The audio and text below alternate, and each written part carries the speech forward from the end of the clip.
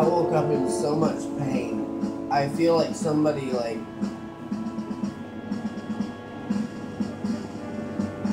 it feels like muscle cramps, or I pulled a muscle or something in my back. It hurts when I move. It hurts when I breathe. Occasionally I've got a cough, and oh my God, it hurts so bad. I just took some ibuprofen. It is so bad. There's no way. Like, if this continues, I'm not going to be able to work today. It is absolutely, incapacitating pain. It's like somebody is stabbing me in the back right into my left lung. Every time I move, every time I breathe. If I make any twisting motions, it hurts. In my opinion, it just feels like a pulled muscle or something. But it's in that spot that you can't reach. I feel like it needs to, it feels like a really bad Charlie horse in your back that won't go away. That's exactly what it feels like. I feel like if I just massaged it for a while, it would all go away, but I cannot do that.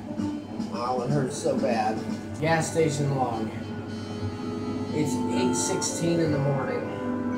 And after waking up at 6 something with a bout of a really painful shooting muscle thing, I took some ibuprofen and I actually feel a lot better. I'm trying to get my muscle to relax. And I have had an absolutely fascinating conversation with God about marriage vows and stuff like that. So let me tell you about it. I prayed. Let me just give you the summary. I prayed for years and years, Jesus, don't let me get married to somebody unless I can spend the rest of my life with them. And I've been sitting here thinking, well, God didn't honor that prayer. But in fact, He did. And He only honors that prayer if I choose to walk in it. Let me explain. I got married to Ginger, and Ginger left. And I'm sitting here, and now I am faced with, well, what do I do with that? And Jesus reminded me that when I took those vows on my wedding day, I did not just make those vows with Ginger. I made those vows with God. Just because Ginger left doesn't mean that I still don't need to honor those vows to God. And then God reminded me, hey, look, I am the faithful and true. At no point in human history did I ever let excuses creep in and make me think, well, I guess it's over. I guess I'll just give up on that person and move on. At no point does God ever do this. And so if I'm a man after God's own heart, and it is my sole desire to live out the character of God in my life, then I can never, ever give up on people either. And if I made these vows, then whether God answered that prayer, it's up to me. And whether or not I will choose to honor those vows. I said I only wanted to get married once. I got married to Ginger. And so if I want God to honor that prayer, then I have to honor my vows that I made to God, saying she would be my only wife, and that I would be faithful and true to her, as God is faithful and true to everybody. His heart stands ready to be faithful and true to everybody. Just because, and then he gave me this example. Israel. God created a covenant with Abraham and with Noah and with David and Moses, and eventually Jesus was the answer to all those covenants. God considered Israel his wife. And God considered himself to be the husband of Israel. And if you further that analogy, Jesus was their child, because through Israel, the seed would come. And basically, it was God's plan. Israel is going to be my called, set-apart people, and Israel is my wife. And through Jesus, the redemption of the world can happen. And basically, the rest of the world will be all of our adopted kids, because Israel is my wife, and all the rest of the world is our adopted children. And look at Israel. Israel has been continuously unfaithful. Has God ever given up on it? No. The reason we continue to live in the current age, and why after Jesus raptures up the church, and I do believe there's sufficient biblical evidence for this, the fact that it's mentioned at all says that it will happen.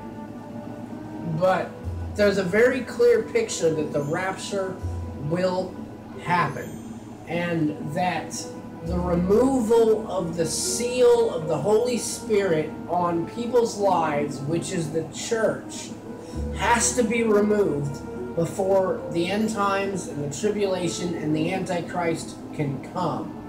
So it gives us a very clear picture that the rapture has to come first. And the word rapture is not in the Bible, but a translated word is. The reason is because the word rapture comes from Latin, and Latin is not a language written in the Bible.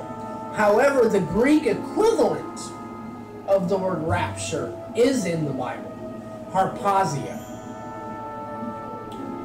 So you could say the word rapturus, which is the Latin word, is in the Bible as it's translated in another language.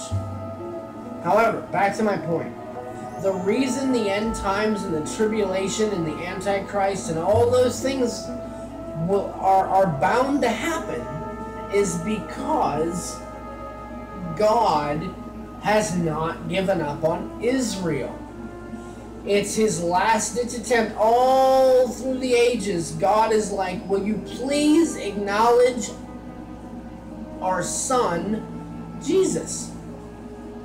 It is the son I gave you and you gave birth to, and he is the salvation of the world, and Israel continues to reject the son. My whole point is that God never gives up on anybody. And if God is who he says he is in the Bible, that if I make an oath before God to honor my wife, even though she runs off, I have to be faithful and true to that vow. Which means I can never date anyone. It means I can never get married again. Because it doesn't matter how I feel or what I want or what I can justify. The fact is I made those vows. And if I go against those vows, then I am the one that made Jesus say no to those prayers all those years ago. If I prayed, God, let me marry someone that I can remain married to, that I can be married to for the rest of my life, I can make that true by honoring my vows for the rest of my life, because that is what I intended to do, and that is what I vowed to do. So, if I honor it, then that prayer has been answered. I'm going to spend the rest of my life single because I only wanted to get married once, and I only intended to get married once, and if that's the way the cookies fell. And at the same time, I also have to consider the possibility that because God is faithful and true always, if you make a vow to him and you have every intention of honoring that vow, I have to believe that God has every intention of bending over backward to help you honor that vow, because that is who God is. God is always faithful. He is always true. He never gives up on anybody. At no point is he saying, no, Jeremy, you just need to give up and move on. Because that is not who he is. So I'm going to leave you with that. And since this ibuprofen has got the pain under control, I guess we're going to go rock the gas station.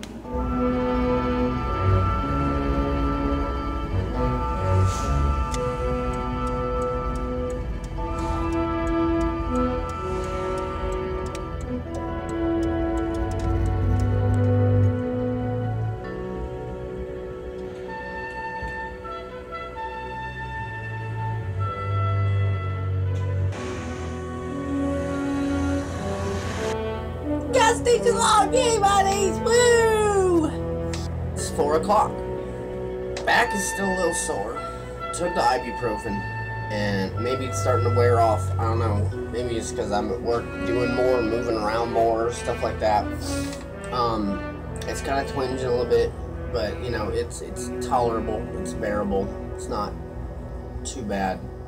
Gas station log. It's 6 o'clock. My back's still hurting. Tomorrow's my day off. I have Monday and Friday off this week. That'll be alright since I just worked 11 hours yesterday and 6 hours today. And I'm working 6 hours today in pain. Ow, my back. Sort of. Good old Tyler man works. He's one of the cashiers. He might be a stalker too. I don't know. Tyler man does whatever a flip Tyler can. Ow, my back. Good fun, man. It just got really busy. Like, I got totally slammed, and I just started to get confused, and then this thing right here, like, wouldn't pull back in, because it's probably hot and swollen, and I think I just broke this handle, maybe, I don't know. So,